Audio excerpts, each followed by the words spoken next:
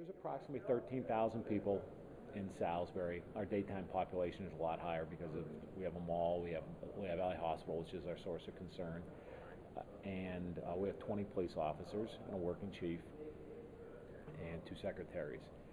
And we're a small department, but yet being so close to the city of Allentown, we deal with a lot of the city issues that either come in because of they get chased in, or, as I said, with the trauma center, it's the only level 1A trauma center in the area. If you're shot, stabbed, burned, something happens to you, you get flown in or driven in within a 100-mile radius. So, hospitals have either got good news or bad news there, and that sometimes leads to problem for the police department. It's a large complex. It's around 6 million square feet, and they employ 10,000 people, like I said. So it's a city into itself that we have to deal with sometimes only, 3 or 4 guys on the road. So it's certainly a challenge. Going through my training, I saw that there was a lot. First of all, patrol duties have changed, and we're responsible for a lot more. And that being said, the guys were lacking in training and tools. You can't expect them to go in and deal with these situations with no training, no tools. So fortunately, our chief is very progressive thinking. I went to him and said, "Hey, chief, we need to do something." He agreed, and we were able to get basic training for a lot of our guys.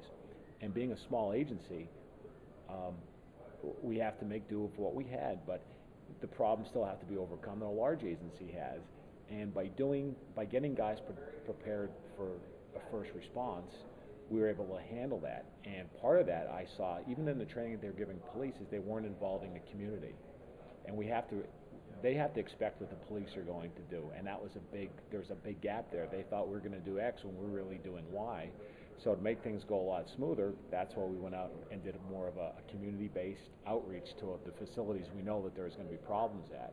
And again, I said it met with some resistance because it's not touchy-feely. It's life and death, unfortunately, but we have to be able to face that and deal with it effectively. The hospital center was a good partner because they're busy and they know that there's going to be incidents there, and unfortunately there was some things that happened there, and that was really the turning point that made them realize that we have to do something.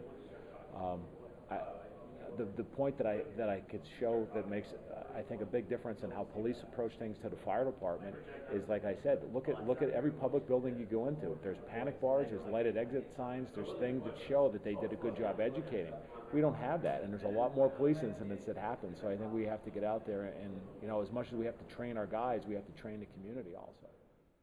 Lehigh Valley Hospital Center and Health Networks, and we first tabletopped with their security and safety department and got everybody on the same page. They realized, hey, this is what's going to happen. The first problem we realized is with any of this is getting from point A to point B in the hospital. Our guys don't have that place memorized. It is a maze, to say the least.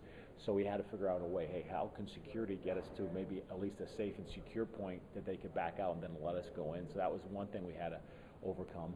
And also the access, because there are secure areas that it's card coded to get in, and obviously we have tools to get in, but if something's going, we want to be expeditious. We don't want to be having to be beating on doors with rams and everything else like that. So we got access cards that are all entry access cards, and then we had the sit down on how we're going to do the actual event that day, and we did a banding system on who's going to be a role player, who is going to be an employee that wasn't involved but yet had to be in that area, and also how we've had signage set up. We didn't want some good Samaritan thinking that there's actually an active shooter and come in with his own personal handgun and stop it. So we had to have people posted at the area that we were going to do it to say, hey, no, this is a drill. And they had their own in-house email and kind of computer network that they were scrolling across and send emails out, hey, this is going on. And we also had a clear point. We had guys throughout the township that we responded that day as an actual event, and they said, okay, we're going to come in through the emergency exit or entranceway, and they cleared all the weapons to make sure that no one would go into the hot area with a weapon, and they were banded also. So we tripled the safety. Every person that went in had a safety personal weapon. The bad guy had a safety personal weapon, and we had actually a video guy go in and follow both teams, both the good guys and the bad guys. So we had a lot of redundancy built into it, And the staff was great because they knew something was going to happen there, and they were up for getting trained to see what would happen. How we started it off was we did a live fire of blanks. Well, I don't say live fire, but with blanks outside a loading dock area. And why we did that is we were curious to see how long it was going to take someone actually to make a phone call to say that there's a problem, because the hospital's a busy, bustling place. There's all sorts of stuff going on. It was forever. When's someone going to call? They were actually made entry and ran out of the airsoft ammunition. So right there showed us there's a problem if something happens, and somebody really wants, as the mindset to do something, it's going to be an issue, just for whatever, because, someone might not be hearing what happens, especially if they get into the loading dock we chose because it's the easiest way that someone can sneak in, So that was something that was really, truly eye-opening for us, that the potential for there. And the lag time from when the first shots were fired until the police got there was almost 17 minutes. That's an eternity with an active shooter event. Most of them last 4 minutes and they're done. They're doing what they're going to do, and they'll either shoot themselves or get out of the building or something else like that. So, and I'm not sure there's a way you can overcome that in a building like that. I think the death cards we handed out were over 50. I forget exactly what it was, and the rest were injured. So the result was a huge learning curve for both the police and the hospital. They were doing construction like the hospital is constantly doing, and there's a hallway that went nowhere. That there's people that were stuck in the hallway. There's doors that weren't open in years that were painted and rusted shut, and it was a real eye-opener, in addition to how when they locked the building down under their key access, that nothing would open to any of the doors. So, and that's stuff you're not going to find out sitting at a table, or if there's somebody, what could have went wrong that they did, and it was a good thing that we did.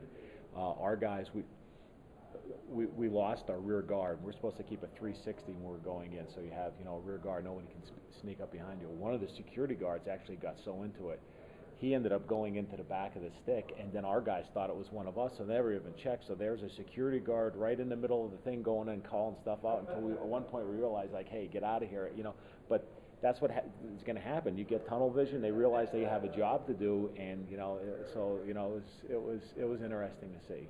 So, and what was good about it is we all sat down and had an after incident critique in the same room. We went back and forth. There was no hard feelings, and we got a lot out of the day. And I think it was a plus because, like I said, no other hospital has done that while they're open for business. So I think that's a little feather in our hat that we did that and we were able to accomplish it and got some good feedback out of it. Things went so well there. We were asked to actually do that program in Bethlehem and in Allentown to get their police departments up to what we did, and it worked out well because what the hospital, their thought process and all of us involved now is that we know what's going to be expected of us when we go to the hospital. So all three departments now have kind of a mutual aid understanding. If something happens, all three of us will respond the same way because we know what we're dealing with at each facility. So that was a big plus for us. I was very excited because when I saw it was for smaller agencies, it's always, we seem to get pushed to the bottom of the pile. So for me to come and give my ideas, what worked for us, we tried many things and say, hey, this is what you might face in your own department.